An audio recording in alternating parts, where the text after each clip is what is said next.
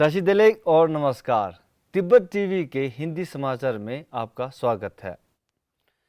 Tibet TV के साप्ताहिक हिंदी समाचार में हम दर्शकों को परम पावन दलाई लामा, वर्तमान तिब्बत की परिस्थिति, निर्वासन में तिब्बत तथा तिब्बत मुक्ति साधना के संदर्भ में वैश्विक कार्यक्रमों की जानकारी उपलब्ध कराते हैं। आपके साथ मैं हूं लुडो सांगबो। देखिए इस सप्ताह की प्रमुख खबर। परम पावन दलाई लामा जी ने कोविड-19 की दूसरी खुराक प्राप्त की। परम पावन दलाई लामा जी और केंद्रीय तिब्बती प्रशासन द्वारा प्रधानमंत्री राहत कोष में योगदान। तिब्बत टीवी और तिब्बत समर्थकों ने विश्व भर में पंचन लामा जी का 32वां जन्मदिन मनाया। तिब्बत कार्यालय डीसी में अमेरिका राज्य विभाग के अधिकारियों के साथ बैठक। जापानी सांसदों ने श्री चोंगडाटा लोब्सांग सिंगे को किया सम्मानित। चीन का व्यापक नियंत्रण और तिब्बती बौद्ध धर्म का दमन 2020 में जारी। अमेरिकी धार्मिक स्वतंत्रता आयोग का रिपोर्ट। अब समाचार विस्तार में। इस सोमवार परम पावन दलाई लामा जी ने अपने आवास पर कोविड-19 वैक्सीन की दूसरी खुराक प्राप्त की है। परम पावन के निजी चिकित्सक डॉक्टर सेदेन दोरजी के नेतृत्व में देलेक हॉस्पिटल प्रशासन की एक मेडिकल टीम द्वारा किया गया है। उन्होंने अपनी पहली खुराक 6 मार्च को धर्मशाला के जोनल हॉस्पिटल में लिए थे। परम पावन दलाई लामा जी ने अपने न्यास द्वारा भारत में कोविड मामलों की बढ़ती हुई संख्या पर अपनी चिंता व्यक्त करते हुए भारत के साथ एकजुटता की अभिव्यक्ति स्वरूप प्रधानमंत्री राहत कोष में योगदान दिया है। केंद्रीय तिब्बती प्रशासन ने दुनिया भर में तिब्बती समुदायों के लिए एक तत्काल अपील जारी की है ताकि वे भारत में चल रहे कोविड-19 राहत उपायों में योगदान करने के लिए प्रधानमंत्री राहत कोष में मदद कर सके। हिमाचल प्रदेश सरकार और कर्मचारियों के नेतृत्व के बाद ये भी घोषणा की गई है कि महामारी से लड़ने में सरकार के प्रयासों की सहायता के लिए केंद्रीय तिब्बती प्रशासन के अधिकारी और कर्मचारी प्रधानमंत्री राहत कोष में अपनी दैनिक वेतन का योगदान करेंगे। 25 अप्रैल को दुनिया भर के तिब्बतियों और तिब्बत समर्थकों ने दुनिया के सबसे लंबे समय तक राजनीतिक कैदी रहे गेंडिन चुकी नीमा का 32वां जन्मदिन मनाया। केंद्रीय तिब्बती प्रशासन के श्री चोंगडाटा लोब्सांग संगे ने 11वें पंचेन लामा जी को तुरंत रिहा करने और उन्हें तिब्बत के शिगासे में अपने मठ टशिलहुम्बु में लौटने और तिब्बत के दूसरे दर्जे के धार्मिक नेता के रूप में अपनी महत्वपूर्ण भूमिका निभाने की अनुमति देने की मांग किया है। The abduction and disappearance of Gendun Choki Nyima at the age of 6 is a denial and a violation of basic human right. I demand and urge the United Nations, human rights rapporteurs, journalists all over the world to write about him.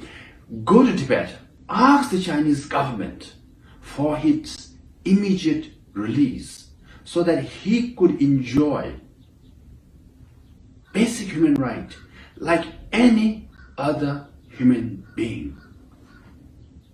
Till then, Tibetans all over the world, particularly inside Tibet, will be with the 11th Panchen Lama. We will work in solidarity till he is released, till he could practice his spiritual duties, till he could be a leader that he should be, in full solidarity with the family members of 11th Panchen Lama Gendun Choki Nyima. अमेरिकी राज्य विभाग ने भी चीन से पंचेन लामा जी के ठिकाने को तुरंत पता लगाने की मांग किया है। वे 26 वर्ष पहले 6 साल की उम्र में गायब हुआ है। The United States supports Tibetans' religious freedom and their unique religious, cultural, and linguistic identity. We respect Tibetans' right to select, educate, and venerate their own leaders, like the Dalai Lama and the Panchen Lama, according to their own beliefs and without government interference. We call on the PRC government to immediately make public the Tibetan venerated Panchen Lama's whereabouts and to give us this opportunity to meet with the Panchen Lama in person. इस सप्ताह के शुरू में United states commission on international religious freedom ने USCIRF के धार्मिक कैदियों के विवेक में से एक गेंडिन चुकी नीमा को रिहा करने के लिए चीनी सरकार से अपने आह्वान को दोहराया है। साथ ही 11वें पंचेन लामा जी को तुरंत और बिना शर्त रिहा करने के लिए एक स्वतंत्र विशेषज्ञ को अनुमति देने के लिए चीनी सरकार से अपील किया है।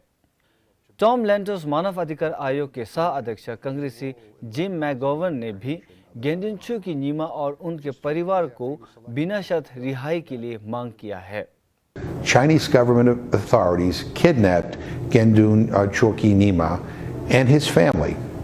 They have not been seen nor heard from by anyone outside of China since then. For the last 26 years, Chinese authorities have told the world that he and his family are alive and well. But we don't know that for sure. No one does, because the Chinese government has refused to allow anyone to visit him to confirm his well-being or that of his family.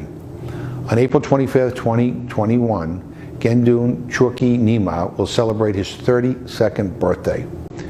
I wish the true Panchen Lama the happiest of birthdays. I sincerely hope he is healthy, and I hope he is well as he can be, given the fact that the government that controls his existence has robbed him of his true destiny. My birthday present to Gendun Chokyi Nima is the same this year as it has been every year, to renew my call for his immediate and unconditional freedom, and for that of his family as well. He should be freed because no government is justified in doing what the Chinese government has done to him, to kidnap and hold someone to control his entire life and the lives of his family members for decades with no end in sight. He should be freed because he has the moral and legal right to freedom of thought, conscience, and religion, including the right to practice his religion as he chooses. He should be freed because he is still a young man and it's the right thing to do. So happy birthday, Gendun Chokyi Nima. May this year be the year we have the privilege to meet in person. केंद्रीय तिब्बती प्रशासन ने पिछले सप्ताह शनिवार को तिब्बत कार्यालय DC में अमेरिकी राज्य विभाग के अधिकारियों के साथ अपनी पहली आधिकारिक बैठक आयोजित की। Bureau of democracy, human rights and labour के deputy assistant secretary Lisa Peterson, bureau of democracy, human rights और लेबर के acting principal deputy assistant secretary Scott Busby, foreign service officer Anton Jongnil, east Asian और Pacific affairs के deputy assistant secretary Jonathan Fritz और office of international religious freedom के deputy director Maria Mercer ने राष्ट्रीय सुरक्षा परिषद के सदस्यों के साथ बैठक में शामिल हुआ था। केंद्रीय प्रशासन की सीटों के रूप में अपने दूसरी कार्यकाल इस मई 2021 में पूरा हो जाने हेतु उनके समर्थन में तिब्बत के लिए ऑल पार्टी जापानी संसदीय सहायता समूह ने इस सप्ताह मंगलवार को एक बैठक आयोजित की, जिसमें सिजोंग रॉडोल्फसन संघ को सम्मानित किया गया। इसी तरह न्यूयॉर्क एंड न्यू जर्सी के तिब्बती संघ ने सिजोंग रॉडोल्फसन संघ के लिए 24 अप्रैल को फिन्सोक देशी कम्युनिटी हॉल में 10 साल की समर्पित सेवा और उत्कृष्ट नेतृत्व के लिए एक यादगार धन्यवाद कार्यक्रम आयोजित किया है। 21 अप्रैल को अंतर्राष्ट्रीय धार्मिक स्वतंत्रता की 2021 वार्षिक रिपोर्ट पर संयुक्त राज्य आयोग का कहना है कि चीनी सरकार ने तिब्बती बौद्ध धर्म पर व्यापक नियंत्रण और दमन जारी रखा है। रिपोर्ट के अनुसार तिब्बती छात्रों और सरकारी कर्मचारियों को पारंपरिक धार्मिक समारोह में भाग लेने और परम पावन दलाई लामा जी की शिक्षा को सुनने या उनके चित्र रखने वालों को दंडित करने की सहित विभिन्न धार्मिक गतिविधियों पर प्रतिबंध लगाया है। अगस्त 2020 में आयोजित 7वें तिब्बती कार्य मंच के दौरान चीनी कम्युनिस्ट पार्टी के महासचिव शी जिनपिंग द्वारा तिब्बती बौद्ध धर्म को पापीकरण करने की नीति का भी उल्लेख किया है। आज भारत में कोरोना महामारी की संक्रमित संख्या बढ़ते जा रहे हैं, इसीलिए मैं और मेरी टीम की तरफ से आप लोगों से गुजारिश है कि आप जितना हो सके घर पे रहें और अगर बाहर जा रहे हैं तो कृपया मास्क लगाइएगा। इसी के साथ आज के लिए हिंदी साप्ताहिक समाचार इतना ही। आगे हफ्ते फिर मिलेंगे। नमस्कार।